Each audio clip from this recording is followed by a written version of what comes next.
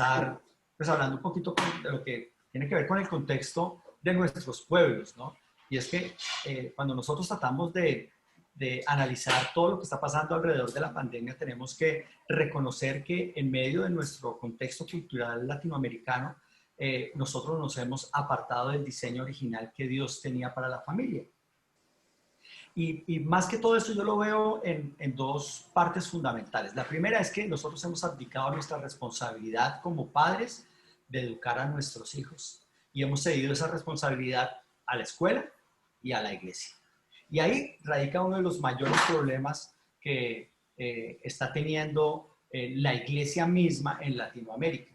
Cuando nosotros, con la mejor voluntad como iglesia, hemos tratado de suplir un espacio espiritual que tenían que usar los padres, tuvimos un efecto contrario al que pensamos que tendríamos. Ese efecto contrario es que los padres se relajaron aún más en su responsabilidad espiritual. Si ustedes recuerdan, digamos, el pueblo judío, es algo que es indispensable e intransferible, es que el padre es quien educa a su hijo.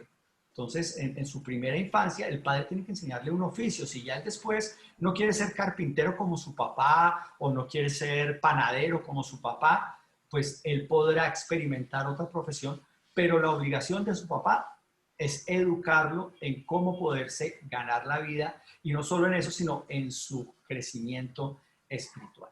Entonces, cuando nosotros vemos toda esta desconexión de las familias en la que ya los niños cada vez están más solos, yo aquí veo con preocupación en Colombia que antes los niños, digamos los niños de mi generación, que es de aquí nomás, yo nomás tengo 49 años, pero cuando yo era niño, yo tenía a mi mamá en casa, ¿verdad? Pero ahora los niños no tienen una mamá en casa, tampoco tienen un papá, y muchas veces ni siquiera tienen un abuelo o un tío que esté con los niños, ¿no? Los niños están creciendo solos, educados por una persona que de pronto ayuda en los oficios de la casa y le echa una miradita a los niños, y para quitárselos de encima, ahí está la tablet, ahí está el celular, ahí está el computador, y eso ha traído un ensimismamiento de los niños, de las niñas, obviamente de todos los jóvenes, ¿no? Entonces, cuando nosotros vemos y tratamos de analizar ¿por qué será que Dios permitió esta pandemia? No, alguien me pregunta, ¿es la voluntad de Dios esta pandemia? Y yo casi que le digo que sí, casi que le digo que sí. Yo tenía ganas de decirle, pues sí, de cierta manera, pues dice la Biblia que ni la hoja de un árbol se mueve si no es la voluntad de Dios, ¿verdad? Pero cuando nosotros empezamos a analizar el contexto familiar, yo me pregunto y digo, ¿verdaderamente era necesario que los padres volvieran a estar con sus hijos? Así fuera obligados por el gobierno. Pero eso ha traído una situación diferente. ¿Por qué? Porque los padres han tenido tiempo de conocer a sus hijos. Han tenido tiempo de compartir tiempos que antes no tenían. Y Dios, por el otro lado, ha cambiado un paradigma en medio de nuestra relación con la iglesia y la manera en que nuestros niños y jóvenes se están relacionando con Dios, con su familia y con el mundo. Esto es bien, bien importante. Nosotros no podemos ser ajenos a la realidad de lo que eso está influenciando a la familia. Ahora, yo lo que sí veo es que en medio de esto hay mucho temor de los padres en decir, me chutaron, no sé si en Costa Rica dicen chutaron, me tiraron a mis niños a la casa y yo me estoy enloqueciendo. ¿Cómo hacen los profesores para tenerlos ocupados todo el día? ¿No? Papás frustrados, papás que no sabían que su hijo no era como él se lo imaginaba, ¿no? O sea, pero yo nunca me imaginé que mis hijos hicieran esto, hicieran lo otro. Pero por el otro lado, toda esta situación también ha traído una situación emocional dentro de los niños y de los adolescentes tremenda. Porque obviamente un niño hay algo que necesita para crecer y es el parque. El niño necesita correr, necesita saltar, necesita relacionarse con otros niños, y ese espacio lo perdió en medio de la pandemia, ¿sí? Y cuando están encerrados en casa, y nosotros no sabemos cómo manejar esa situación, pues nos hemos visto como en medio de la presión de, pues será darles el celular, será darles la tablet, el videojuego para poderlos distraer, ¿no? Y en medio de todo eso empiezan a generarse pues una cantidad de situaciones emocionales también en medio del niño, ¿no? Entonces, lo primero que yo diría es que es tan importante que nosotros no debemos dejarnos llenar de temor. Primero, porque Dios está con nosotros, ¿no? Filipenses 4:7 dice que la paz de Dios que sobrepasa todo entendimiento.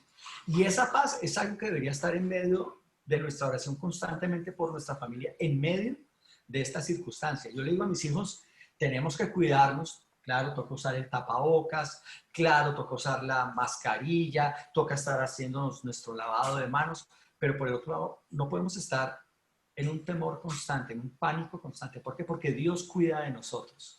¿Cierto? Entonces, parte mía, mi responsabilidad es cuidarme, pero también descansar en que el cuidado de Dios estará delante de nosotros. Ahora, el mundo sí ha querido llenarnos de temor y es nuestra obligación velar para que el bienestar emocional de nuestros niños y nuestros jóvenes pues sea el mejor, ¿no? No sé si han hecho estudios en Costa Rica, acá en Colombia han hecho algunos estudios mirando o midiendo todo lo que está afectando todo este tema de cuarentena a los niños y el crecimiento de la depresión y la salud mental estás llegando a unos topes increíbles, ¿no? Al punto que uno podría decir que el Ministerio de Salud debería pensar qué es más terrible, ¿no?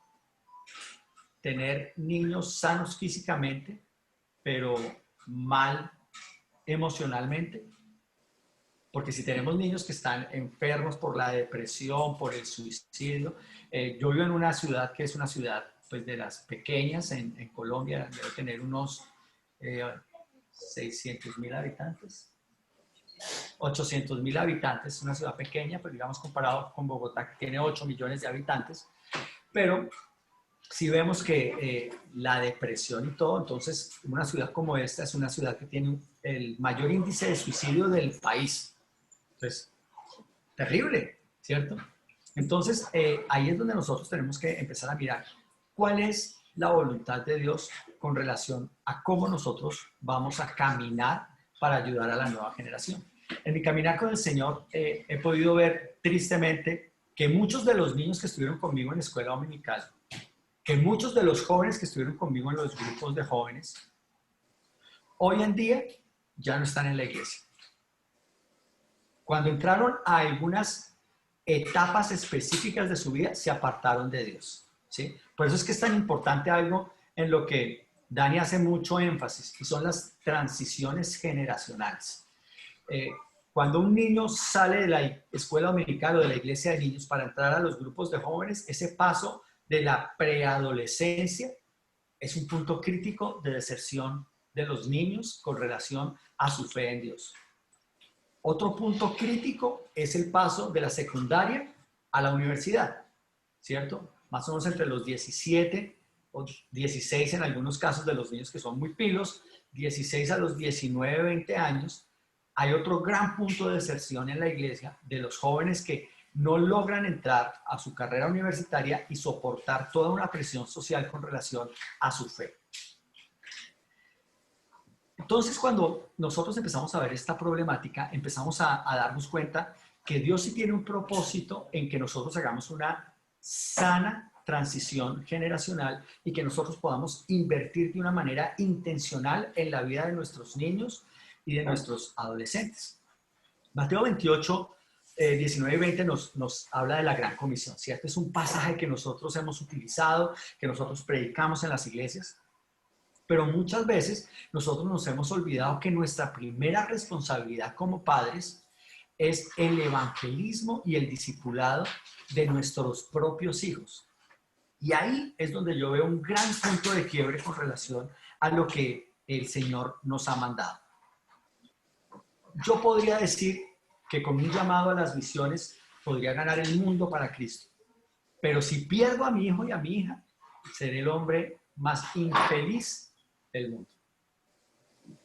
Y ese es el punto en el cual yo empecé a decir, Señor, ayúdame para mirar cuál va a ser la estrategia en la que yo pueda llevar a mis hijos no solo a tus pies, sino que yo pueda discipularlos y que pueda enseñarles a que su amor por Dios sea establecido, profundizado, que su amor por Dios esté verdaderamente ligado a una creencia, a una convicción en medio de su corazón. Entonces, ahí es donde está, digamos, uno de los puntos más grandes. Dice el Salmo 145:4, que cada generación cuente a sus hijos de tus poderosos actos y que proclamen tu poder. Si eso es un mandato, está desde la salida del pueblo de Israel de Egipto, ¿cierto? Que le contemos a la siguiente generación sus poderosos actos. ¿Por qué nosotros no lo hacemos? Y creo que una de las razones fundamentales es que nosotros hemos perdido el corazón de nuestros hijos. Y yo siempre voy a hablar aquí de nuestros hijos porque es que yo pienso que cada persona que está siendo pastoreada por nosotros en la iglesia se convierten en un hijo. ¿Sí? Entonces, cuando yo hablo de los hijos, no solo hablo de mis hijos físicamente, sino hablo de cada uno de los niños que tengo en la iglesia de los niños y cada uno de los preadolescentes y adolescentes que pastoreo, ¿cierto? Son como mis hijos espirituales. Entonces, ¿de qué manera nosotros como iglesia hemos perdido la credibilidad y hemos herido el corazón de nuestros hijos? Eso sería bien importante analizar. Entonces, cuando nosotros estamos tratando de decir cómo llegamos al corazón de nuestros hijos, yo me he dado cuenta que lo principal es que nosotros tenemos que aprender a pedirle perdón a nuestros niños, a nuestros jóvenes y nuestros adolescentes por la manera en que nosotros les hemos fallado. Muchas veces de manera consciente y muchas veces de manera inconsciente, pero les hemos fallado. Les hemos fallado en que no hemos mostrado la correcta imagen de Dios para ellos. Dice la Biblia que nosotros fuimos creados a su imagen y semejanza, ¿verdad? Y lo que nosotros tendríamos que hacer como siervos de Dios es mostrar la perfecta imagen de Dios a la gente que estamos pastoreando. Entonces, ahí es donde nosotros tenemos un gran punto de quiebre. Y aquí es importante que nosotros podamos entender algo, y es que cada generación necesita su propio avivamiento. ¿Por qué lo digo? Porque Dios no tiene nietos, Dios no tiene sobrinos, es más, Dios no tiene cuñados, Dios tiene hijos.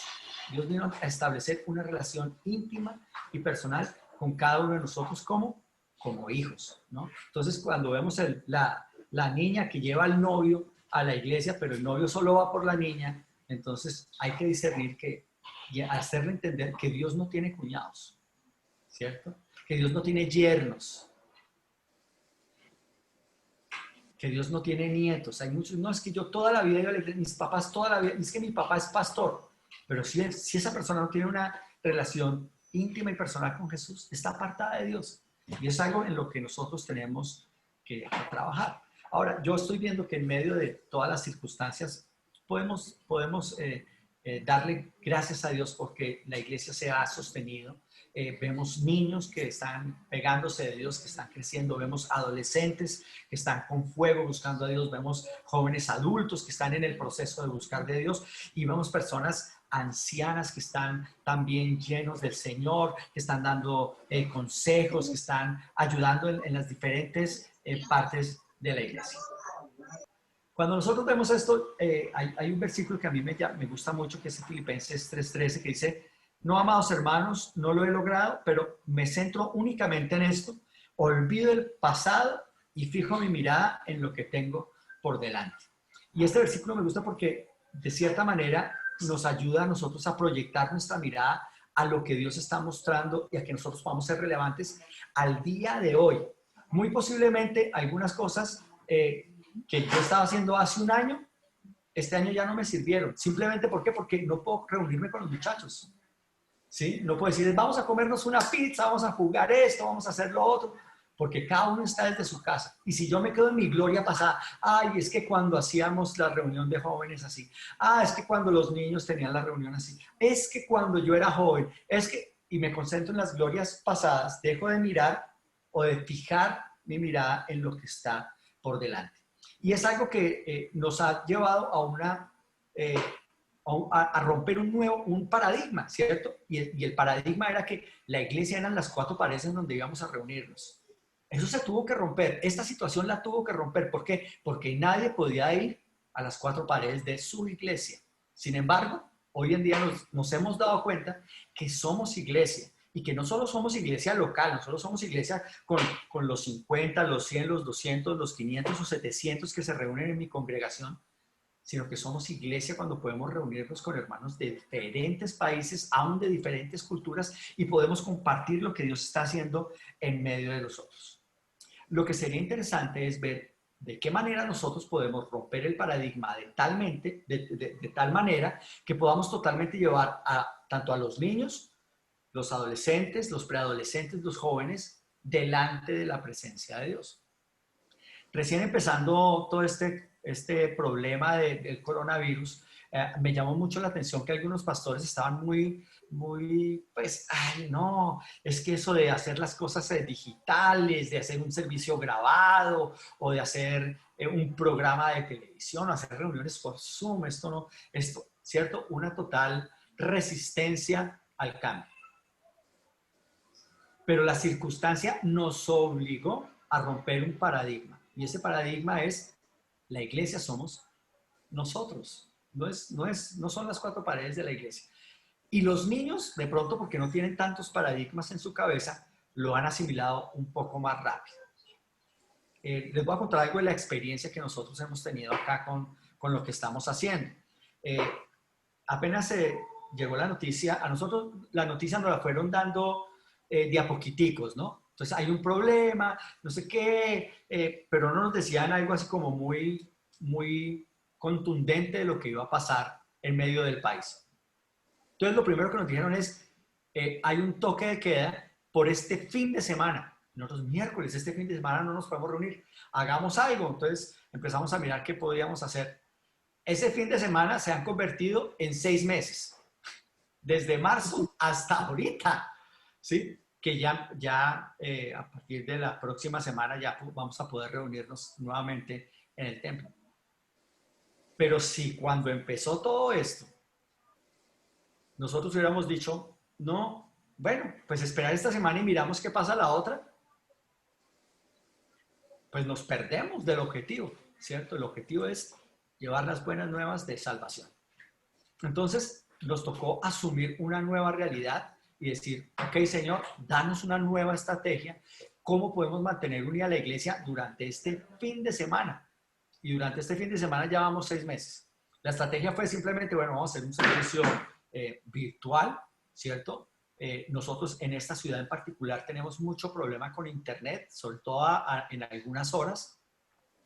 Entonces, yo aproveché mi carrera, obviamente como productor de televisión, y les dije, vamos a hacer un servicio pregrabado para ir a la fija, y lo montamos y la gente lo puede ver en cualquier momento, ¿sí? Y los que quieren hacerlo en directo, pues háganlo en directo, pero mi recomendación por la velocidad de internet y por el caos que puede presentar todo el mundo conectado, pues yo les recomendaría hacer pregrabado. Bueno, nosotros empezamos a hacer pregrabado, editábamos, montábamos y la gente se conectaba generalmente el sábado o el domingo o el lunes, el martes, el miércoles o cualquier día de la semana y veía el servicio, ¿cierto? Y nos empezó a ir bien. Muchas iglesias quisieron, no, que en vivo, y por la velocidad de internet se caía, bueno, empezaron a tener una cantidad de problemas tremendos. Con los niños, pues más difícil. ¿Qué vamos a hacer para los niños? La estrategia, nosotros en realidad no creamos una estrategia, sino eso se nos fue dando del día a día. Hicimos un programa para dar un tema que teníamos que dar y al siguiente sábado, fin de semana, ya no podíamos reunirnos, entonces tocó hacer otro y después tocó hacer otro y eso nos fue dando o llevando a una estructura para poder contar las historias que queríamos contar y de eso salió el programa que algunos han visto y si usted no lo ha visto y lo quiere ver, pues Dani les manda el link, por ahí se los he mandado o Lali también tiene. Entonces, miren que en medio de esto yo sentí que muchas personas, muchos pastores aún, en medio de decirles, miren, estamos haciendo esto, si a usted les sirve, úselo para su iglesia, no tiene ningún costo, está abierto en derechos, nosotros les vamos a cobrar, si usted quiere puede ponerle encima el logo de su iglesia, pero que sus hijos sean alimentados con la palabra de Dios. Simplemente mírelo y si doctrinalmente usted está de acuerdo, úselo para alimentar a sus niños, ¿no? Pero increíblemente, aunque ellos no podían hacer algo como lo que nosotros íbamos a hacer, aunque ellos no tenían los recursos por ser una iglesia pronto más pequeña o no tenían el recurso humano para hacerlo, me sentí como el pasaje de Lucas 18:16 cuando dice, dejen que los niños vengan a mí y no los detengan, no los detengan. Pues el reino de Dios pertenece a estos que son como niños, ¿cierto? Yo decía, es increíble que muchas personas que aman a Dios con todo su corazón, que son ministros del Evangelio, prefieran que sus ovejitas, hablando de los niños, se queden sin recibir nada, en vez de compartir algo que está haciendo otra iglesia porque es de otra denominación o porque es el pastor este o el pastor aquel, ¿cierto? Entonces, miren lo importante. Dice la palabra del Señor que todo el que recibe de mi parte un niño pequeño como este, me recibe a mí.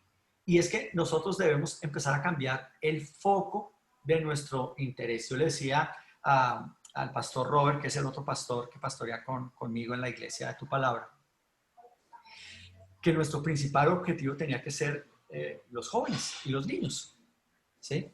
¿Por qué? Porque la persona adulta que va a la iglesia es una persona que ya va por convicción, ¿cierto? O sea, ya un adulto, una persona mayor de 20 años, el día que dice yo no quiero ir a la iglesia, ya no lo pueden obligar, no va a la iglesia, ¿sí o no? Pero un niño y un adolescente nos toca ganárnoslo. Y ese ganárnoslo es cada fin de semana, con amor, con pasión, dándole lo mejor de nosotros, para que se sienta amado, para que se sienta atraído, para que sienta el amor de Dios. Y así, si en algún momento de esos cambios que hablábamos en el principio, se le despelota la vida y resulta enamorándose por allá y perdiendo su corazón y sufriendo, pues se acuerda en medio del rechazo, en medio de la... Ay, había un sitio donde me daban amor, había un sitio donde me valoraban en la iglesia. El Señor Jesús me está esperando y va a regresar porque aquí se sintió amado, porque aquí se sintió atendido, ¿cierto? Entonces, mire que empieza todo a fluir de diferentes maneras con relación a lo que nosotros estamos tratando de hacer. Es importante que nosotros trabajemos en ese tiempo de ministrar a nuestros niños y adolescentes. ¿Saben por qué? Porque Dios nunca llega tarde. El Señor va a estar ahí cuando ellos más lo necesiten. Entonces nosotros lo único que estamos haciendo es sembrar, sembrar, sembrar. Y muchas veces nosotros no vamos a ver ese fruto. Pero ese fruto va a llegar. El Señor no llegará tarde. Ahora, ¿en qué consiste el reto que nosotros tenemos? Es, pues primero, que nosotros no nos podemos desanimar. Nosotros tenemos que estar ahí en la lucha, tenemos que estar en la batalla, tenemos que estar preparados para afrontar lo que venga, ¿cierto? Obviamente yo ya llevo 35 años caminando en la iglesia, pero apenas llevo 6, 7 años siendo pastor. Aunque mi papá fue pastor, yo le huí al pastorado mucho tiempo, principalmente porque no quería tener algunas desilusiones, ¿no? Y recuerdo cuando mi papá estaba ya en su lecho de muerte, que me llamó y me dijo, yo sé que tú tienes un llamado de Dios, quiero decirte algo, ¿no? Las palabras de una persona que está a punto de morir son muy importantes, ¿no? Y miércoles mi papá había sido mi papá, pero también era mi mejor amigo y había sido mi pastor durante muchos años, ¿no? Entonces yo quería escuchar qué era lo que mi papá tenía por decir y me dijo, yo sé que tú tienes un llamado de Dios y quiero que estés preparado. Porque cuando tengas una iglesia de 12, tendrás un Judas que te venda, tendrás un Pedro que te niegue y tendrás 10 que saldrán corriendo. Y yo dije, no, pues qué ánimo, ahora sí que ya no quiero estar en el ministerio. ¿Cierto?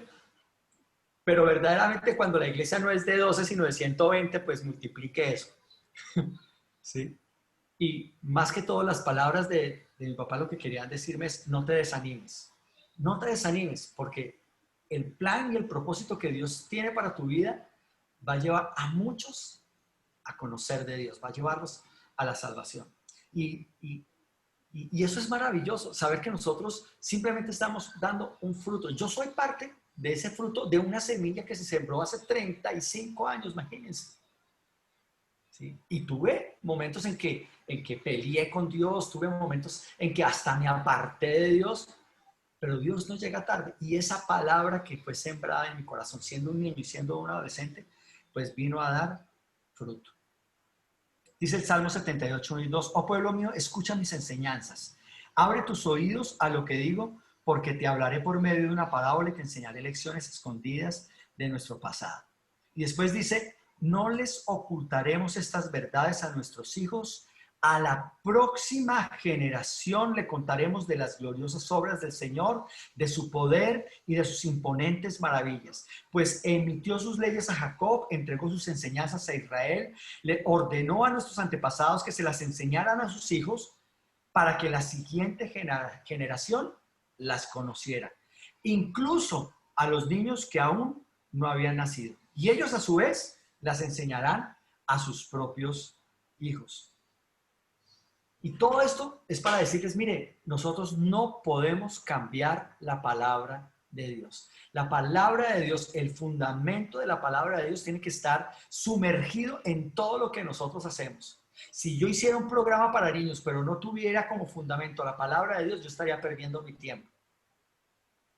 Todo lo que nosotros como iglesia enfoquemos en medio de este tiempo, sea para trabajar con niños, con preadolescentes, con adolescentes, con jóvenes, tiene que estar fundamentado única y exclusivamente en la palabra de Dios. Siempre la palabra de Dios, la palabra de día, la palabra de noche. Recuerden las palabras de Moisés antes de morir, la palabra de Dios. La palabra de Dios. ¿Recuerdan las palabras de Josué? El discurso de Josué. La palabra, la palabra, la palabra. ¿Recuerdan las palabras de Salomón? La palabra, la palabra, la palabra. Y muere Salomón y pasa todo este despelote y la división del reino y hasta Josías, cuando vino a sacar de las ruinas. ¿Dónde estaba la palabra de Dios? Que era el centro, que era lo primordial en medio de todo, se había perdido en el templo. La palabra es el fundamento. Todo tiene que estar basado y fundamentado en la palabra. Ahora, el paradigma que tenemos que romper es la forma. Y si ustedes se han dado cuenta, en los últimos 200 años, la forma ha sido la misma. Un púlpito al frente, un pastor que habla y las ovejas que escuchan. ¿Es así o no es así? Es más, durante años cantamos los mismos coros de hace 100 años, los mismos himnos de hace 100 años. Y cuando empezaron a sonar baterías en la iglesia, entonces, no, que el instrumento del demonio llegó a la congregación, ¿cierto? Se nos olvida el Salmo 150 que dice que con júbilo, con pandero, con arpa, con salterio, con danza, ¿sí? Teníamos que romper un paradigma que en algún momento se levantó en medio de la iglesia. Y hoy en día, el pensamiento que nosotros deberíamos estar empezando a mirar es, ¿cuál es el parámetro que nos está teniendo encerrados en medio de una urna de cristal que no nos deja ir a alcanzar el mundo? Entonces, cuando pasa toda esta situación de la pandemia, digo yo, algunos decían que la televisión era la caja del demonio, que el internet es la caja del demonio, ¿cierto? Pues verdaderamente Dios nos está mostrando que la herramienta en realidad no es lo malo, es la manera en que se usa la herramienta. Entonces ahora yo le decía a la gente, pues mire, nosotros hace más o menos unos 3 años empecé a hablar que el próximo avivamiento iba a llegar por internet. ¿No? Todos los niños, no sé si en Costa Rica, pero acá en Colombia todos los niños quieren ser youtubers. Todos quieren hacer videos y todos dicen, comparte y dale me gusta y suscríbete a mi canal, ¿cierto? Todos los niños ilusionados, y yo los veía y yo decía, miércoles, hagamos algo con los niños, hagamos esto, pero no podíamos hacerlo. ¿Saben por qué? Porque había un paradigma que no nos dejaba. Entonces cuando decíamos, ¿y si hacíamos esto? Ay, no, eso requiere mucha plata, eso requiere mucho esfuerzo, eso requiere... Pero ahorita tocó hacerlo. Y porque tocó fue que se hizo. Porque si no hubiera tocado, no se hubiera hecho. El paradigma no nos hubiera dejado. Entonces, ahorita yo tengo una cantidad de niños que están en el programa y son mis misioneros digitales. Ellos están llevando la palabra de Dios a 15 países. A gente que no conocen, que no han visto. Pero ellos están empezando a darse cuenta que qué bueno sí salir en YouTube y todo esto, pero dando un mensaje que cambie vidas. Un mensaje que es relevante, un mensaje que es el mismo ayer, hoy, por los siglos de los siglos. Es el Logos que se hizo carne, esa palabra viva, ese Jesucristo, el Salvador, el Rey. Entonces ellos ya empiezan a tener una conciencia de que lo que ellos pueden decir sí pueden influenciar, pero no para ser un influencer de los que ellos están acostumbrados a ver. Ellos están pensando ya en hacer las cosas de una manera diferente. Habacuc 2.2. Habacuc 2.2 dice: entonces el Señor me dijo, escribe mi respuesta con claridad en tablas para que un corredor pueda llevar el mensaje sin error. Esta visión es para un tiempo futuro. Describe el fin y este se cumplirá. Aunque parezca que se demora en llegar, espera con paciencia porque sin lugar a dudas sucederá. No se tardará. Y creo que este versículo debería ser un versículo que cada persona que comunique la palabra de Dios tendría que tener como protector de pantalla en su computador.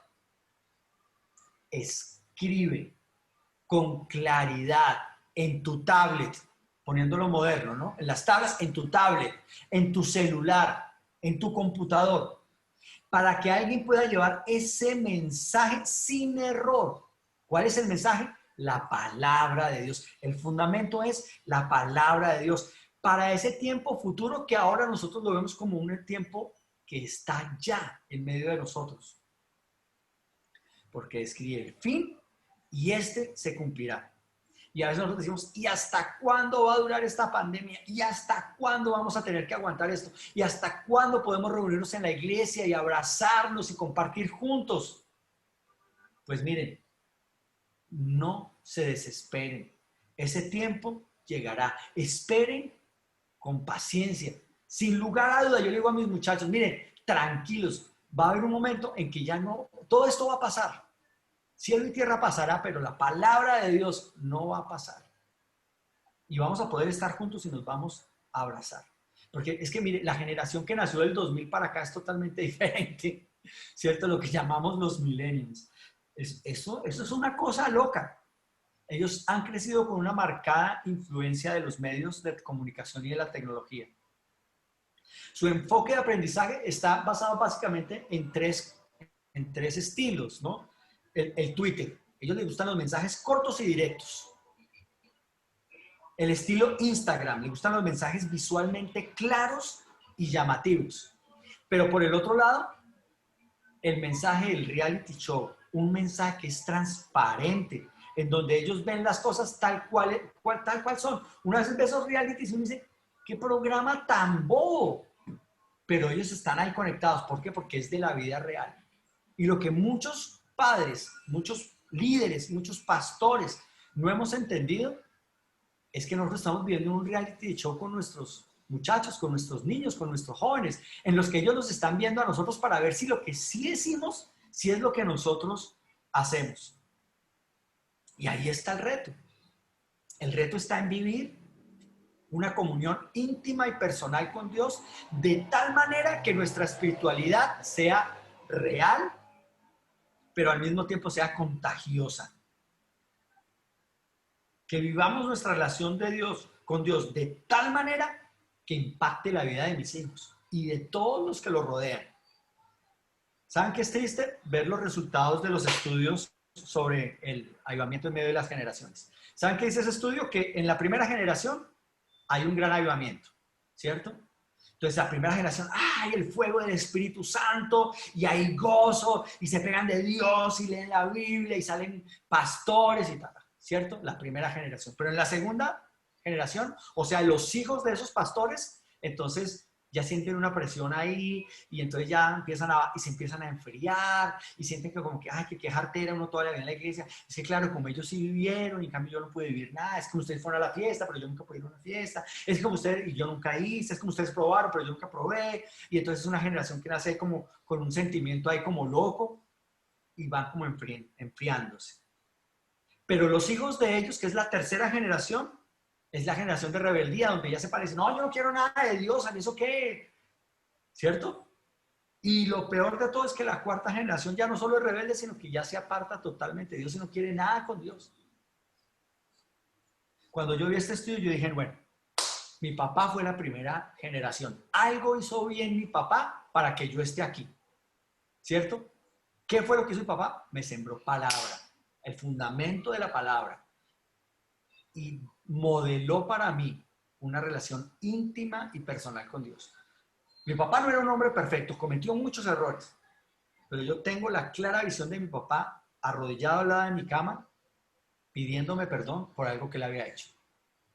Y después pidiéndole perdón a Dios por no haber sido ejemplo para mí en determinada área. Eso marcó mi vida. Eso marcó mi corazón. Ver a mi papá como pastor pidiéndole perdón a la congregación porque había hecho algo mal. Porque para eso se necesita mucha humildad, pero al mismo tiempo muchos pantalones. Demostrarse como una persona de carne y hueso, una persona que, como todos los demás, tienen problemas, que como todos los demás pueden caer en alguna circunstancia, pero también puede decir, Señor, me arrepiento delante de ti. ¿Por qué? Porque eso es genuino, porque eso es real. Esos supermanes del evangelio, esos superpastores que no tienen defectos, que no les pasa nada, es algo que los jóvenes de esta generación ya no creen. Ellos no comen carreta de eso. Nosotros no tenemos que olvidar que nuestro llamado principal es a ganar su corazón. Y la única manera en que nosotros vamos a lograr hacerlo es teniendo nosotros una viva relación con Dios. Ellos tienen que ser testigos presenciales de lo que Dios ha hecho en nuestras vidas. Entonces, hay algunas cosas que yo quiero compartir con ustedes que estuve aquí anotando hace un rato, que impactaron mi vida y cautivaron mi corazón siendo niño, adolescente y joven. Y pienso que de pronto a alguno de ustedes le puede servir. Y las voy a decir ya en esos últimos minuticos. Una cosa que me impactó, conocer gente linda que amaba a Dios. Eso marcó mi vida. Ver que yo no era un bicho raro, ver que había mucha gente que amaba a Dios de corazón, de verdad, que quería aprender más de Dios. Una segunda cosa que me hizo pegarme de Dios y que me alejó, siendo un adolescente, de mucha porquería, fue que empezó a llegar música contemporánea que me gustaba a mí. Entonces en ese momento fue cuando empezó Juan Carlos Alvarado, Marcos Witt, los simposios de alabanza y adoración. Eso me pegó porque me gustaba la música me movía, yo quería ser músico y eso cautivó mi corazón. Hoy en día mis hijos no escuchan Marcos Witt. No, ellos eso les parece anticuado, pero les gusta Redimidos, Alex Zurdo. ¿Y sabe qué hago yo? Comparto con ellos la música que les gusta. Entonces en el carro yo puedo poner Alex Zurdo o Redimidos a todo volumen, porque yo ya tengo mi fe y mi creencia cimentada. Necesito que ellos la cimenten. ¿Qué tal yo? Ay, no, esa música, hablan demasiado rápido, no entiendo qué es lo que dice. Esos raps, uy, tanta información para mis oídos, guácala, guácala. No. Yo los veo cantando a veces y está cantando pura Biblia y no saben ni siquiera que son versículos bíblicos, pero se aprendieron la canción y van ahí diciendo versículos bíblicos. Entonces, chévere, les patrocino que amen la música que a ellos les gusta. Otra cosa que impactó mi vida siendo joven, los planes divertidos. No solo estar en la iglesia, ¿no? El salir, hacer los retiros, los paseos en los que simplemente orábamos al principio y al final, pero elevábamos cometa, jugábamos fútbol, íbamos de pesca, ¿sí? Planes diferentes, no somos bichos raros, somos seres humanos, necesitamos relacionarnos. Y qué rico que un joven en medio de la situación actual donde solo se relacionan con un celular, donde solo quieren estar pegado aquí, puedan soltar su celular, ir a una caminata ecológica y tener que hablar y me picó el mosquito, ¿quién tiene? ¡Ay, quién tiene repelente! Y que tengan que relacionarse. Es algo en lo que tenemos que trabajar ahora intencionalmente, porque si no lo hacemos, nuestros jóvenes no se van a conectar. Ellos ya no quieren hablar con nadie, ellos desde que tengan el celular, ahí están felices.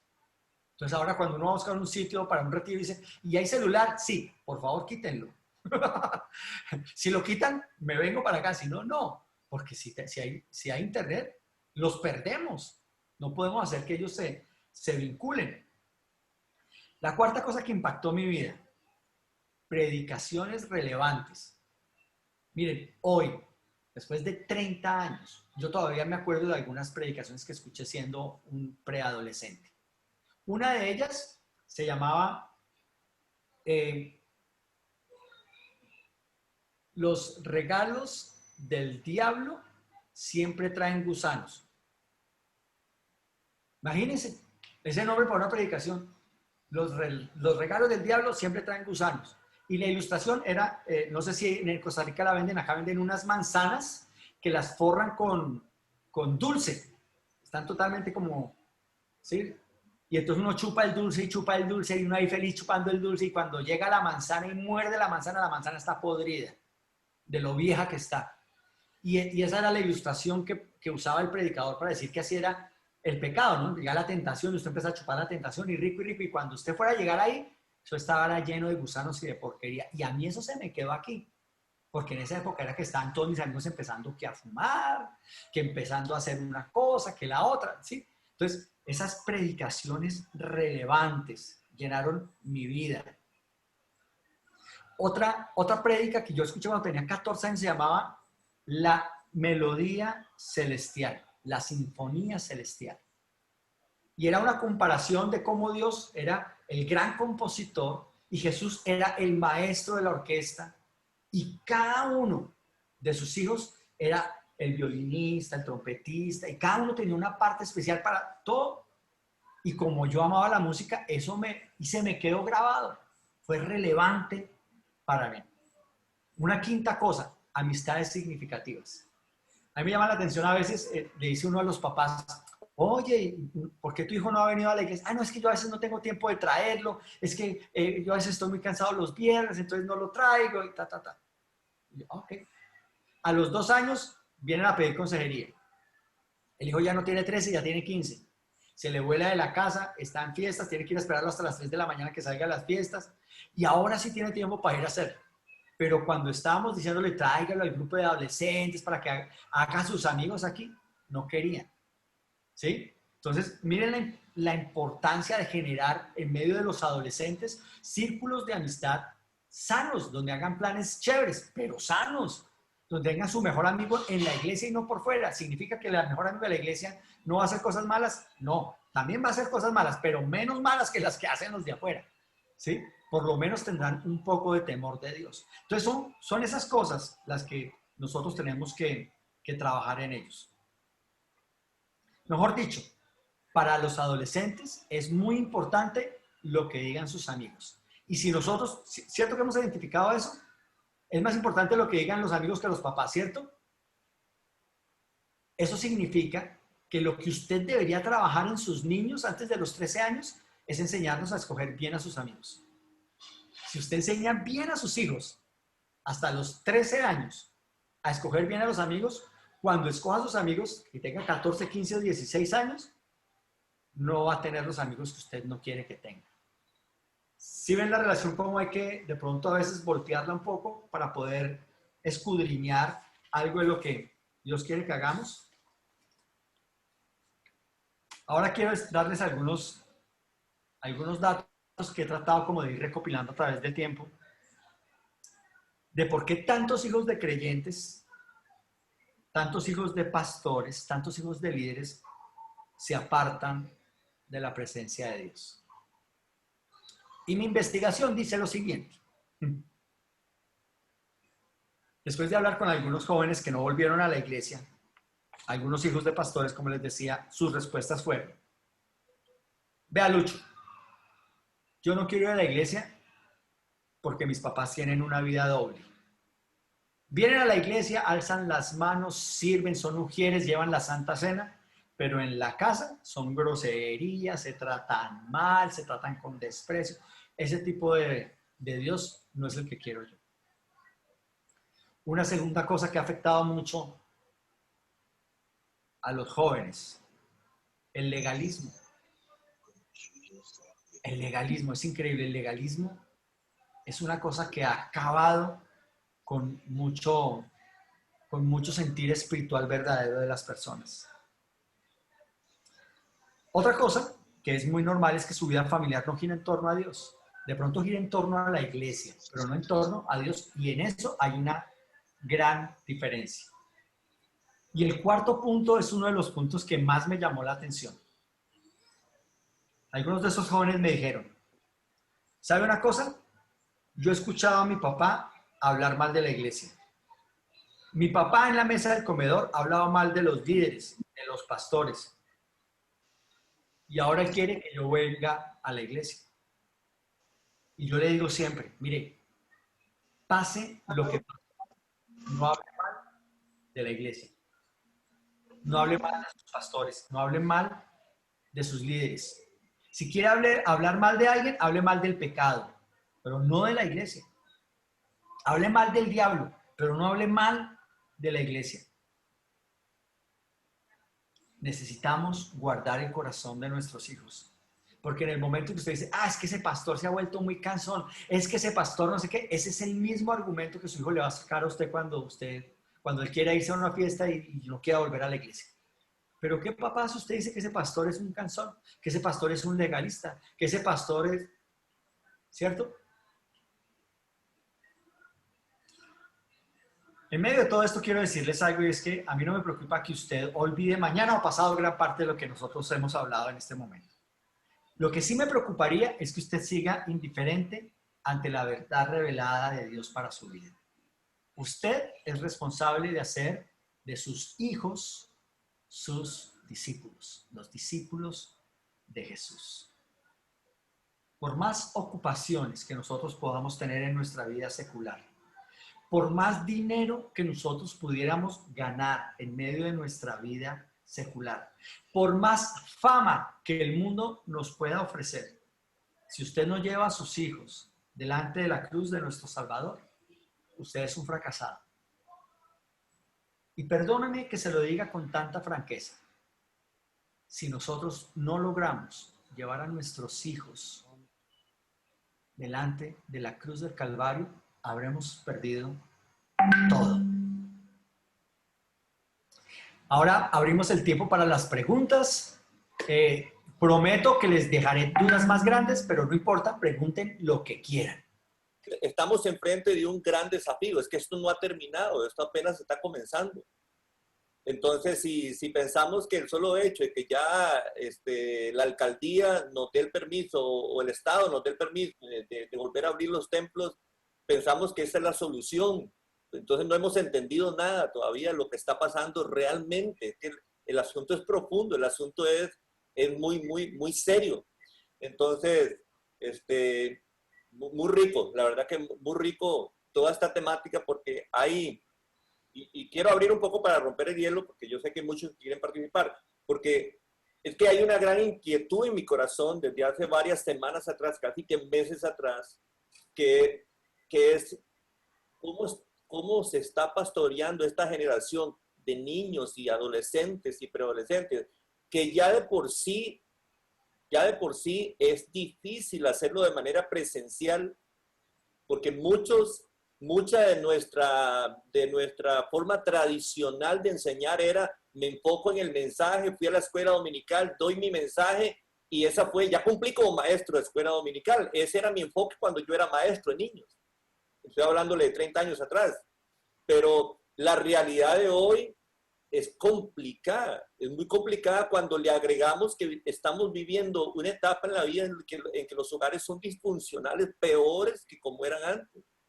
Entonces, el modelo tradicional es, sí, hagamos discípulos de nuestros hijos. Yo tengo aquí 2 hijos y estamos conversando esto ahorita. Bueno, nosotros al menos entendemos de qué se trata esto y estamos discipulando a nuestros hijos, pero ¿qué es las familias que no sirven en la iglesia, que no tienen, perdón, un don de servicio, no lo están ejerciendo, no están compartiendo, no están ejerciendo nada? ¿Cómo están creciendo estos niños? ¿Cómo están creciendo esos adolescentes? ¿Quién los está guiando, exponiendo, inspirando? Entonces, estamos enfrente de un grandísimo problema, un grandísimo desafío que apenas comienza, y cuando se oyen las noticias de que dice, ya volvemos a los templos, pensamos que ya resolvimos y respiramos. Pero bueno, los micrófonos están abiertos, familia, para aprovechar, hacer algún comentario y enriquecer todo lo que Luis nos ha expuesto en este momento. Hay una cosa que es muy real, y es, esto apenas está comenzando con relación al cambio que va a tener que tener la iglesia, ¿sí? Pero creo que las palabras de Jesús van a ser fundamentales en estos momentos. En esto conocerán que son mis discípulos, en que se amen los unos a los otros, ¿sí? Nosotros en este momento tenemos un local, digamos que es bastante amplio, en el cual, aún por las exigencias que piden, acá nos están pidiendo 2 metros entre silla y silla, ¿no? 2 metros hacia adelante, 2 metros hacia atrás. Eso hace que quepan nomás el 10% de las sillas de la iglesia. Imagínense. Entonces, un lugar donde podían caber 500 personas, solo van a caber 50. En el caso nuestro, nos caben las 50 sillas, pero la mayoría de las iglesias de la ciudad, que eran iglesias de 100, 120, 150, 200 personas, no les caben nada, 20 personas, 10, 15 personas. Entonces, una cosa que hicimos nosotros es decirle a los pastores, les prestamos el templo. Escojan un día, y ese día no se van a poder reunir el sábado o el domingo que vamos a tener nuestras reuniones, pero lunes, martes, miércoles, jueves o viernes nosotros les prestamos el templo para que se pueda reunir con su congregación. Nosotros no les cobramos nada, no importa que sean de asambleas, no importa que sean de otra denominación. Nosotros estamos dispuestos a trabajar por el reino, porque en esto conocerán que somos sus discípulos. Si nosotros nos seguimos viendo como un club cerrado denominacional, la gente no va a ver que somos sus discípulos. ¿Cómo puedo yo tener un lugar y mi pobre iglesia hermana, vecina, de que queda 3 cuadras, no tengo un lugar donde reunirse? ¿Cómo yo no le doy la mano? ¿Sí? Entonces, creo que ahí está la clave de lo que tú estás diciendo. Ahorita empieza un trabajo en el que vamos a tener que mostrar que verdaderamente somos sus discípulos, es en amarnos los unos a los otros. Como adulta joven ya y también hija de pastor, niña, adolescente y joven que se crió en la iglesia, este tema me llama mucho la atención. Incluso lo he conversado en varias ocasiones con Pastor Hugo, que por ahí está y no me deja mentir. Y desde entonces siento una carga en mi corazón, digamos, porque he pasado la mayor parte de mi vida en la iglesia y he visto a mis amistades, a mis amigos, a las personas con las que crecí, ya no estar al lado mío. Siempre he dicho y creo fielmente que el que yo esté aún en la iglesia tiene que ver con el Dios, primero de mis papás, segundo, el Dios que me enseñaron a creer, y el que ahora por convicción y por deseo amo con todo mi corazón. Y por eso sigo acá. Y me llama la atención porque tiene razón. Incluso ahorita lo escuché hablar del ¿cómo se llama? El sondeo que hizo a diferentes hijos de pastores, hijos de líderes y de todo, que por qué ya no están en las iglesias. Y es el mismo desafío que tenemos nosotros aquí en Costa Rica. Y creo que en todo el mundo, en realidad. Mi pregunta es, a raíz de este encuesta, este sondeo que hiciste, ¿has llegado a alguna conclusión? Bueno, conclusiones ya las hay. ¿A qué acciones tomaron? ¿Qué podemos hacer para recuperar a la gente que se fue y a los chicos, niños, hijos de pastores que vienen creciendo y aún no estamos tarde para no perderlos? Sí, una primera acción fue tener una charla en la reunión nacional de pastores y hacerles caer en cuenta de la encuesta que habían contestado sus propios hijos, ¿no? O sea, esto no fue algo que trajimos, esto fue una encuesta que hicimos nosotros acá. Y sus hijos están heridos con ustedes. Y el primer paso es pedir perdón. Y ese primer paso de traer a todos los niños y que sus papás se arrodillaran delante de ellos y les dijeran, perdóname porque he sido legalista, porque no te he mostrado una relación genuina con Dios, porque me he preocupado más por preparar el mensaje del domingo que por darte tiempo de calidad. Cada uno sabía en qué estaba fallando. ¿Sí? Eso no era un libreto que tiene que decir esto. Algunos decían, yo sé que te he descuidado, yo sé que para mí ha estado primero el ministerio que ustedes, yo lo sé, perdónenme. Pero el simple hecho de mostrarse frágiles, de ser honestos con ellos mismos, con sus hijos y delante de Dios, perdóname porque no he sido la imagen de Dios para tu vida, la correcta imagen que debo ser, como tu papá, pero también como tu pastor, ¿sí? Pedir perdón de parte de la organización, como iglesia, queremos pedirte perdón, porque a veces por pedirle resultados a los pastores, hemos olvidado que esos pastores tienen familia, ¿sí? Entonces, ese fue un primer paso, el pedir perdón. Un siguiente paso es, obviamente, empezar a trabajar en el qué vamos a hacer como familia para solucionar los vacíos que hay, ¿no? Obviamente, cuando me dijeron a mí, ¿qué hacemos con los niños? Los 5 lenguajes del amor, eso es lo que ellos necesitan, ¿cierto? Necesitan tiempo de calidad, necesitan actos de servicio, necesitan palabras de afirmación. O sea, es eso, es eso. Mejor dicho, es aplicar en casa todo lo que predicamos en el púlpito, ¿sí? Es que a veces por estar tan pendientes de las ovejas de allá, se nos olvidan que nuestras primeras ovejas son nuestros hijos, ¿sí? Entonces, ese ha sido, obviamente como líder de jóvenes y de niños, yo he trabajado mucho esa parte de que ellos puedan entender, por un lado, el amor, la pasión que despierta el ministerio, ¿cierto? Para que ellos puedan también entender el otro punto de vista, pero también por el otro lado, decirles, habla con tu papá. Dile, papá, lo que me molesta es que tú me dices, el lunes me vas a sacar a montar bicicleta porque es tu día libre. Y el lunes estás preparando el ser de activismo, reunión y reunión y reunión, cuando a veces hay reuniones que no dan fruto, que no se ve el fruto. Entonces ahí es donde está el secreto, ¿no? Por lo menos crear conciencia entre los padres, crear conciencia dentro de las organizaciones y tener un paso de humildad y de amor, pedir perdón. Eso hasta ahora es lo que hemos hecho. Obviamente algunos han recibido muy bien, hay otros que han estado muy dolidos, hay niños o jóvenes que, sobre todo jóvenes mayores de 15 años, de 15 a 17, 18, que están totalmente con su ventana cerrada. Indicaste algo que me llamó mucho la atención en cuanto a lo que son una transición generacional, ¿verdad?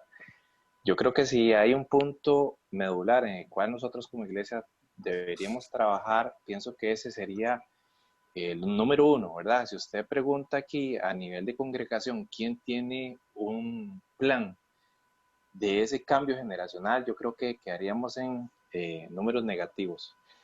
Y les quiero comentar una pequeña experiencia. Yo soy policía acá, en la zona de Quepos, y un día estoy en mi tiempo de trabajo, y estamos pasando ahí cerca de la iglesia, y hay un grupo de jóvenes, y hay un joven en específico que yo lo reconozco porque él va a la iglesia y está con una gente que vende drogas y consume licor. Y le digo a mi compañero, mira, detengamos un momento la patrulla, necesito hablar con ese joven. Y le digo, mira, tú sabes que Dios no te formó para estar acá, ni tampoco tú has recibido la formación para que estés aquí, las cuales tú te estás involucrando a cometer errores muy graves en tu vida, y tú sabes a qué me refiero. Y entonces él me preguntó, ¿y puedo contar con usted? Le digo, por supuesto, puedes contar conmigo. Y él me dijo, sí, yo te recuerdo porque tú estabas en la iglesia y tú tocabas los bongoes en la iglesia. Y después de ahí el muchacho yo lo he seguido viendo y he seguido hablando con él. Pero es un muchacho que iba a clases con Lali, era un muchacho que iba a reuniones con Ricardo. Y ahí está. Ahorita anda ahí en una motocicleta vendiendo droga. Entonces, aquí la temática que tú nos hablas va en dos líneas, ¿verdad? Que es una, los chicos que tenemos a la par y que crecen con nosotros, que pueden bien, obviamente son nuestros hijos o nuestros hijastros, como dice Dani, ahí por otra parte, aquellos chicos que crecen viéndonos en la congregación y lo que nosotros somos en la congregación. Pero la situación es, ¿qué hacemos? O sea, ¿qué estamos provocando para ese cambio generacional en esa equivalencia de tiempo que invertimos dentro de la iglesia? Porque lo que hacemos es, hacemos un esquema muy cuadrado, un cronograma de trabajo, lo ejecutamos a la perfección y me siento conforme con eso. Entonces, yo pienso que ahí tiene que haber una reingeniería, primero en nosotros, para nosotros identificar y tener la empatía necesaria para decir, mira, esos chicos se están perdiendo. Y a mí me resulta porque, digamos, es un tema en el cual, por ejemplo, Casepan ha invertido mucho. Y estamos en un lugar como es San Antonio, que hay tanto turista, ya se sabe todas las situaciones que afectan. Y hay chicos que se están pasando a ese otro sector que nosotros no quisiéramos ver, pero entre los tópicos de la formación nosotros involucramos este. O sea, creo que esa parte nosotros también es interesante ver hasta qué punto otras iglesias, no sé si allá en Colombia, han involucrado dentro de estos tópicos esa formación que también es determinante en la vida de un joven. Sí, pues mira, hay una cosa que es fundamental y es que en medio del amor de Dios, la manera en que Dios mostró su amor por el hombre es que nos dio libre albedrío. O sea, hay muchos de nuestros niños que en algún momento van a tener que tomar una decisión, ¿sí?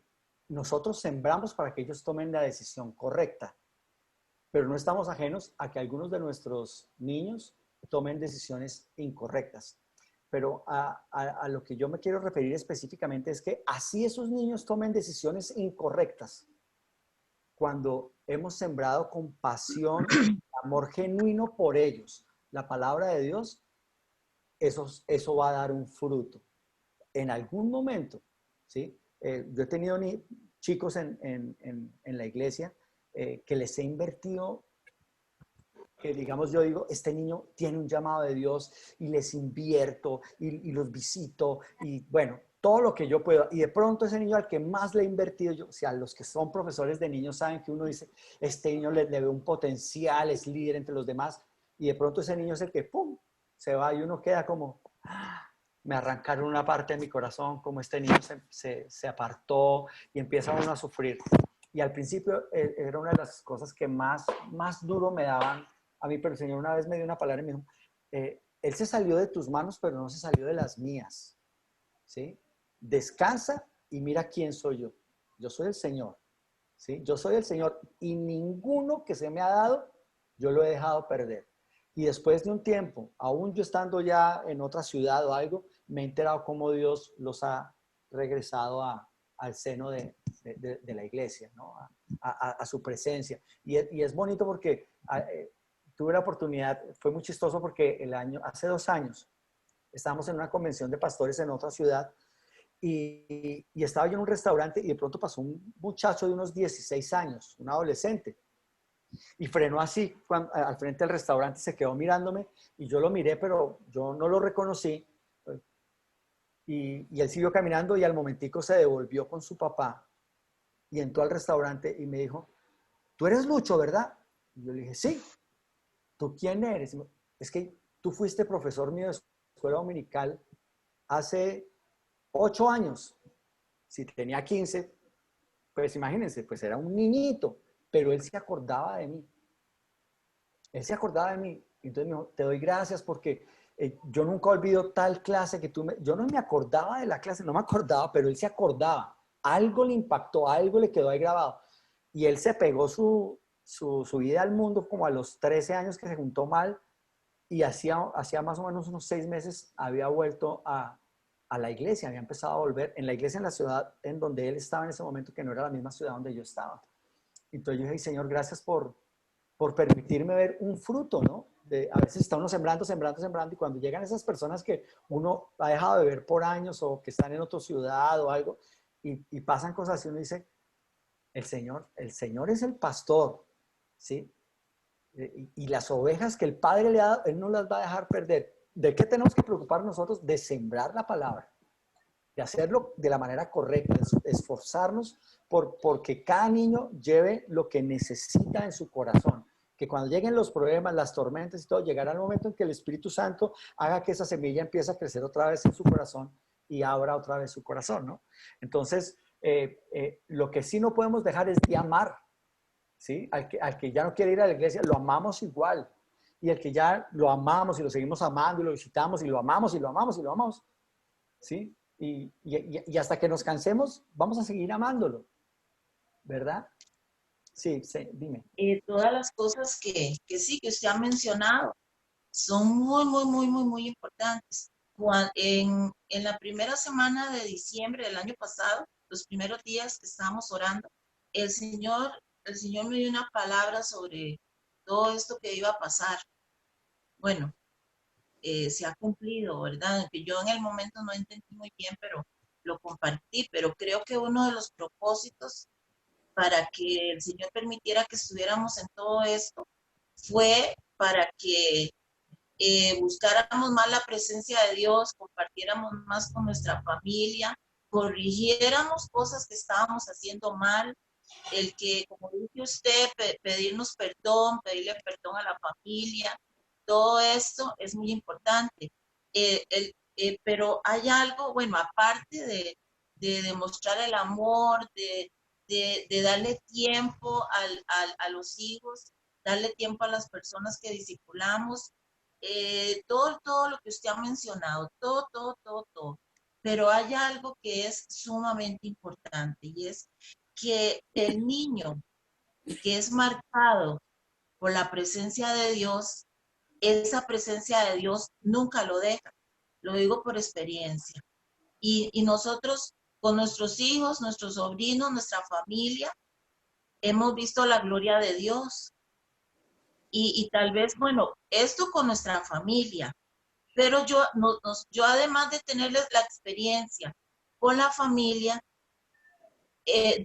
fui maestra de escuela dominical mucho tiempo, pero además de eso, soy profesora y soy profesora de kinder.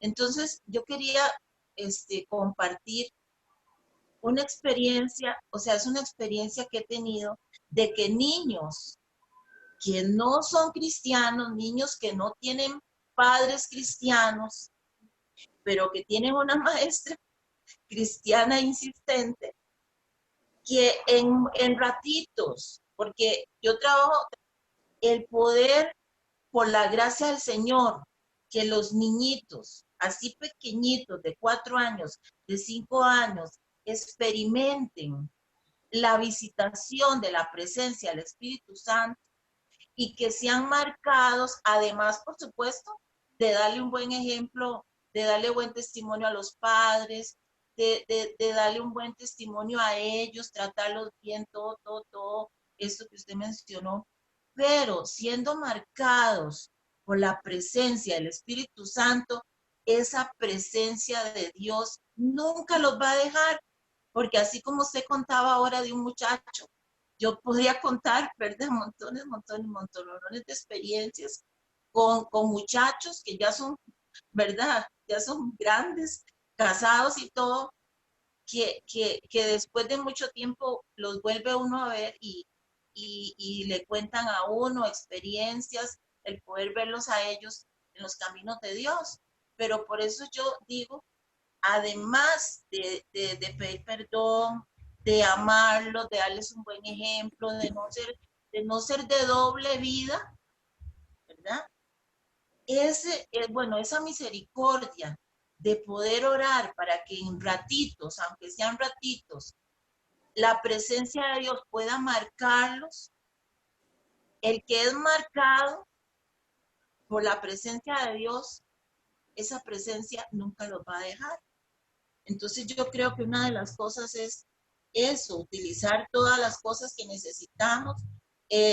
Los chiquitos pequeñitos de ellos necesitan canciones movidas y hacemos coreografías y todas esas cosas son muy importantes, pero y trabajitos y dibujitos y todo eso, pero la presencia del Espíritu Santo, que los pueda marcar por su gracia, bueno, eso solo la gracia del Señor que lo haga, ¿verdad? Entonces, Sí. yo quería compartir eso. Muchas gracias, tienes toda la razón. Sí, en realidad eso lo más hermoso, ¿no? Es si nosotros experimentamos esa presencia de Dios, dice la palabra de Dios que cuando Moisés bajaba, ¿sí? Reflejaba la presencia de Dios. Eso es. Lo que tú vives, lo que tú eres, lo primero que va a comunicar es tu vida. Si estás lleno de la presencia de Dios, ¿qué vas a reflejar? La presencia de Dios. Muy bien. Excelente. Está siendo un tiempo excelente de aprender, ¿verdad? Y es que es todo un reto, hermano Luis. Cuando todo lo que hemos escuchado esta noche, definitivamente, cuando oigo a mi hija decir lo que dice, y es que definitivamente uno como papá se ve confrontado.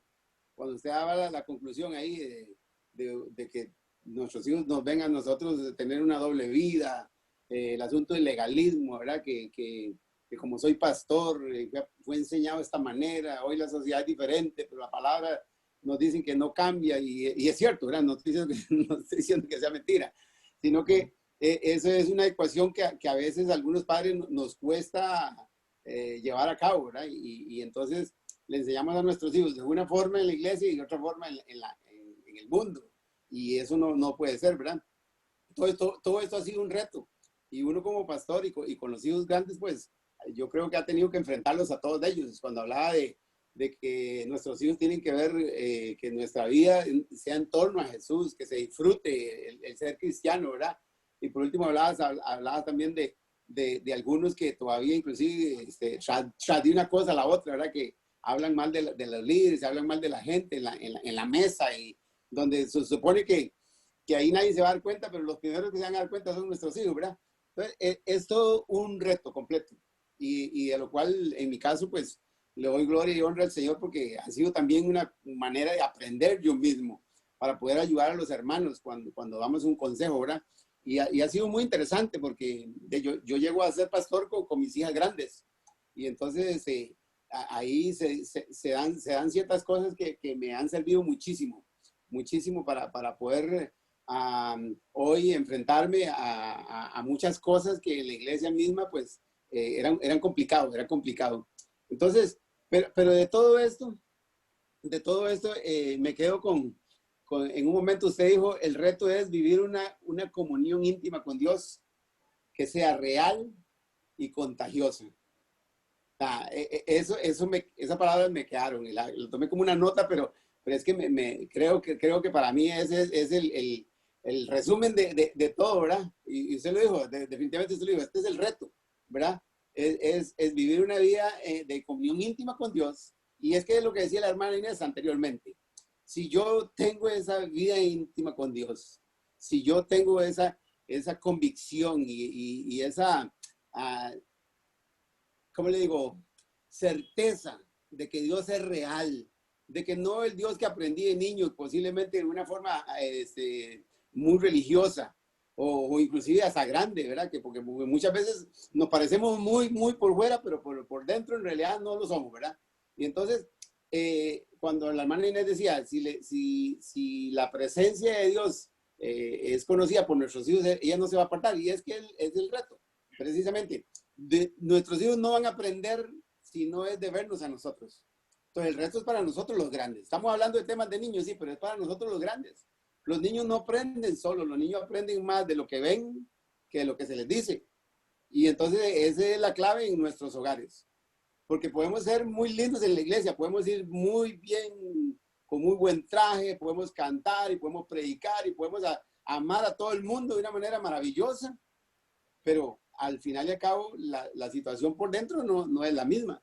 Entonces, ahí es donde está ese reto. Anteriormente era una situación que nos veíamos en la iglesia y podíamos compartir de una manera y otra, pero hoy estamos en una situación muy diferente, que era el tema al principio. Hoy es virtual, hoy hay hermanos que todavía están deseando que volvamos a los cultos presenciales porque su espiritualidad está como en un stand-by, está como ahí entre paréntesis, ¿verdad? Se abrió el paréntesis, no se ha cerrado todavía, esperando para continuar, porque su vida espiritual que aprendió se basa solamente en el templo.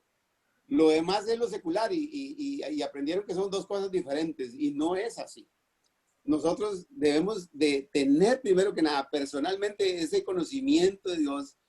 Empieza por creer en Jesús, empieza por esa fe que Dios nos da y posteriormente a través de los canales de gracia vamos recibiendo más y conociendo más a través del Espíritu Santo y ese de compartir con mi fe con Dios, de ver a Dios cumpliendo su palabra cada día, de ver aún en medio de mis errores el amor de Dios perdonándome y levantándome. Toda esa experiencia la absorben primeramente mis hijos, mi familia, ¿verdad? Y la iglesia también. Entonces, ese reto es el que hoy debemos despertar y no esperar que sea el culto presencial el que vaya a curar, que las 4 paredes que tenemos que son santas y que ahí la gloria de Dios se mueve de una manera gloriosa. Esa no es la solución. La solución es, primero que usted decía, bueno, la primera acción era tener un paso de humildad y pedir perdón. Yo creo que eso es a nivel general también con Dios. Tenemos que pedirle perdón a Dios. Tenemos que acercarnos a Él con confianza y pedirle perdón de todo corazón. Nos hemos equivocado, nos hemos alejado, hemos inclusive despreciado el amor que Él nos tiene y hemos agarrado todo lo que Él nos da para como puramente el pueblo de Israel. Dios les dice, yo les he dado todo y ustedes empezaron a ver dioses ajenos y empezaron a hacer. Estamos viviendo lo mismo que ellos, pero con la ventaja de que tenemos la palabra escrita para poder nosotros no tropezar en el mismo lado. Entonces, este tiempo hoy, todos los que estamos escuchando, debemos buscar esa intimidad con Dios, debemos de verdad acercarnos a Él y reconocer, no creernos, como decimos aquí, la mamá de Tarzán, no creernos ahí súper espirituales y decirle, Señor, perdónanos. Perdónanos porque verdaderamente no me he acercado a ti como tú quieres. Me he equivocado 1000 veces o no sé cuántas, más de 1000 veces, pero lo que sí quiero es vivir como tú quieres que yo viva. No, sé y desde ya sé que no es perfecto, pero que en medio de todo lo único que quiero es acercarme a ti con confianza porque sé que me amas. Entonces, a partir de esa intimidad, todo lo que yo vaya a enseñar a mis hijos, todo lo que yo vaya a enseñar allá, funciona porque Dios no miente y Él está ahí siempre escuchándonos. Él está ahí pendiente de lo que nosotros hagamos en fe. Entonces, yo creo que ese reto para mí hermano Luis, es demasiado importante. Con presencia de cultos, sin una cosa, sin la otra, Dios es real y está en la casa y en el corazón de cada uno de nosotros y de todos aquellos que creen en Jesús. Entonces, eso es lo que tenemos que repartirle al mundo. Esa es la confesión, esa es la palabra de buena noticia que tenemos que llevarle. Que esto se disfrute, que se disfrute de verdad la fe, que se disfrute el conocer de Jesús, que se disfrute el hacer todo esto, aunque muchas veces me siento agotado, quiero tirar la toalla, de todo eso pasa y Dios nos conoce. Pero qué bueno es escucharlo y retomar. Esto no es solo para los pastores y los hijos de pastores, esto es para todos. Siempre se ve más en nosotros, pero esto es para todos. Esto es para todos, porque los hijos de todos son los que se van de la iglesia. Ahí la dejo. Gracias, hermano. Sí, hay algo importante en medio de lo que tú dices de no creernos, ¿cómo dijiste la cosa de Tarzán? Eso, la mamá de Tarzán. Me gusta porque, pues a veces cuando nosotros vemos en la palabra, nosotros vemos grandes hombres de Dios, ¿no? Nosotros decimos, David. ¿Será que David no le mostró a sus hijos el estar en la presencia de Dios? Si era un hombre conforme al corazón de Dios, vemos nosotros, pues, tantos personajes bíblicos. Ahorita estaba pensando en Samuel, por ejemplo. Samuel, el gran profeta Samuel, ¿no? Sin embargo, dice la Biblia que cuando Samuel envejeció, nombró a sus hijos como jueces. Inmediatamente después dice, pero ellos no eran como su padre. Y uy, cuando yo leo ese versículo digo, uy, Señor, ten misericordia de mí. Porque es que hay grandes hombres de la Biblia, que han tenido que ver con tristeza cómo pierden a sus hijos. ¿Sí? Por eso les decía, la salvación es algo personal. Dios no tiene nietos, Dios tiene hijos. Pero la responsabilidad nuestra es mostrarles eso a nuestros hijos. Mira, por más de que yo ame a Dios, adore a Dios con todo mi corazón, si tú no tienes una relación íntima y personal con Dios, no lo vas a poder disfrutar. Eso no se hereda. Es algo que tienes que vivir, y es algo que tenemos que enseñarles. Cuando estudiamos la vida de David o de cualquiera de estos hombres maravillosos que nos narra la palabra, y gracias a Dios la palabra nos muestra sus errores, ¿no? Y ahí uno dice, miércoles, de eso es lo que me tengo que cuidar. De eso es lo que me tengo que cuidar, de no creérmelas todas, de no creer que porque soy yo, porque soy el rey, o porque soy el profeta, ahorita que hay tanta cosa, ¿no? Profeta, patriarcas, ahorita no, a mí que me digan siervo, es el único título que merezco. Siervo, Señor, que sea hallado siervo fiel, Señor, es no más. A mí en la iglesia no me gusta que me digan pastor, a mí todos me dicen Lucho o Luchito, ¿sí? Generalmente no me gusta que me digan ni pastor ni nada. Y a veces estoy en alguna reunión con algunas personas, yo soy el apóstol tal, el apóstol Pedro, ¿no? Y yo, Pedro, ¿cómo estás? Apóstol, Pedro, ¿cómo estás, Pedro? Yo no creo en los títulos por eso, porque tienden a subirle a la cabeza a la gente. Entonces, mantenernos humildes y pedir la misericordia de Dios en nuestras familias, en nuestra iglesia, reconocer que necesitamos cada vez más de Él, que en nuestras fuerzas no lo vamos a lograr, que lo necesitamos, que lo anhelamos, que Él debe ser suficiente en todas las situaciones. Haya o no pandemia, haya o no manera de congregarnos, nos mantendremos unidos porque somos la iglesia y las puertas del Hades no prevalecerán sobre la iglesia. Y esa es nuestra esperanza. Nosotros sabemos que Él ha vencido al mundo y ha vencido al enemigo y tenemos la victoria. Pero es por Él, no es por nosotros. Yo le decía a alguien en estos días, mire, lo que ha pasado con la iglesia nuestra no es porque sea yo o porque el otro pastor predique hermoso. No somos él y yo, no. Ha sido la gracia, la misericordia, el favor de Dios sobre nuestra vida. No es por nosotros, es por Él. Es por Él. En el momento en que nosotros pensemos que es algo porque nosotros somos porque nosotros, no. En ese momento, pare de contar. En ese momento, para la bendición para la iglesia. Porque es que la iglesia no está para adorarnos o para reconocernos a nosotros.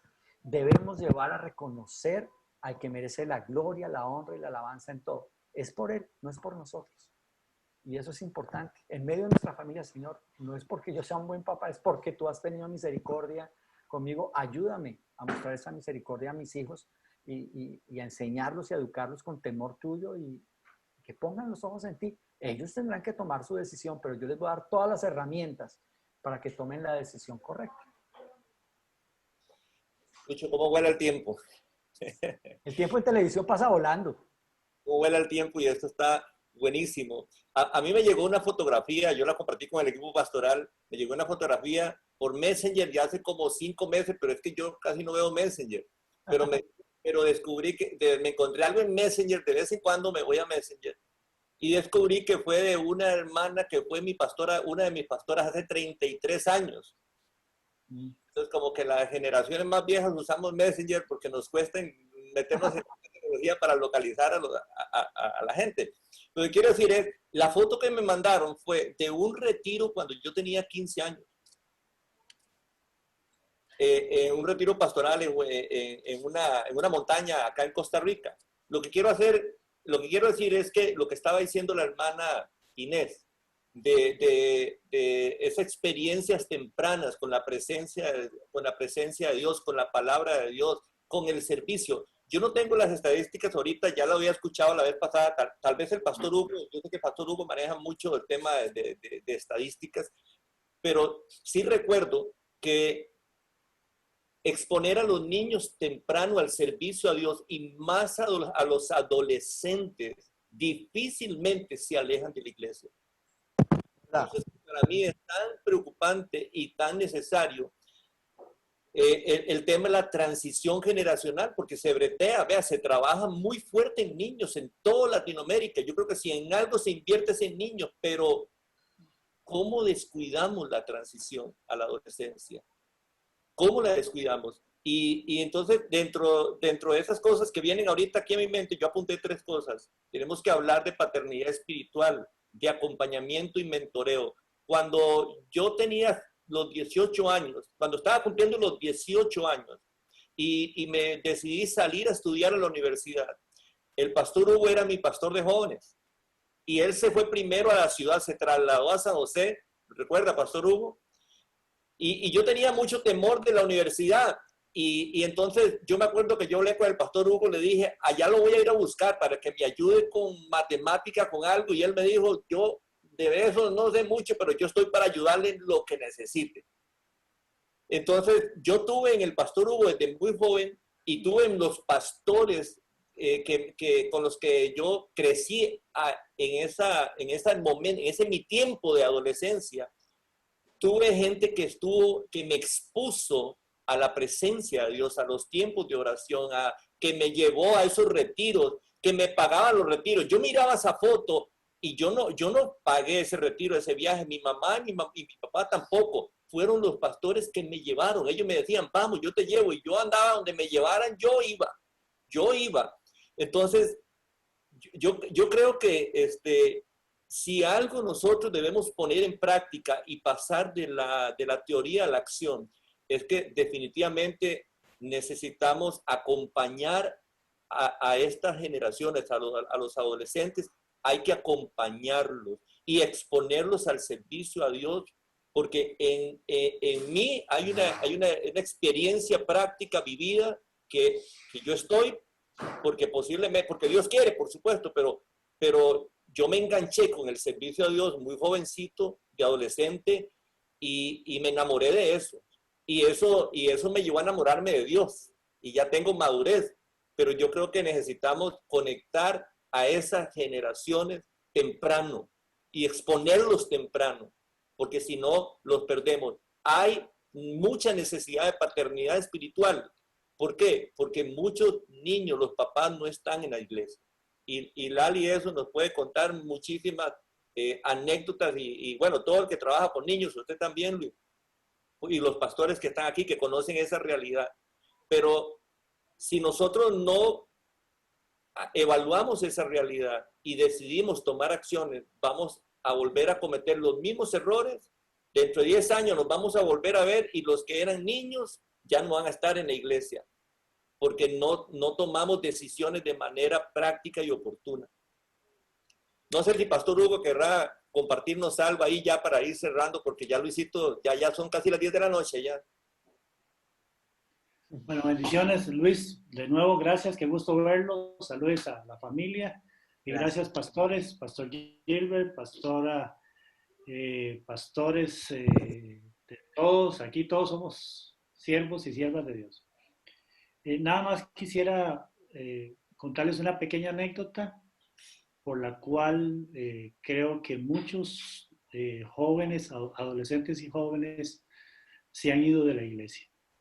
Estando pastoreando una iglesia en mis inicios, estaba todo frustrado, tenía como un año de empezar a pastorear.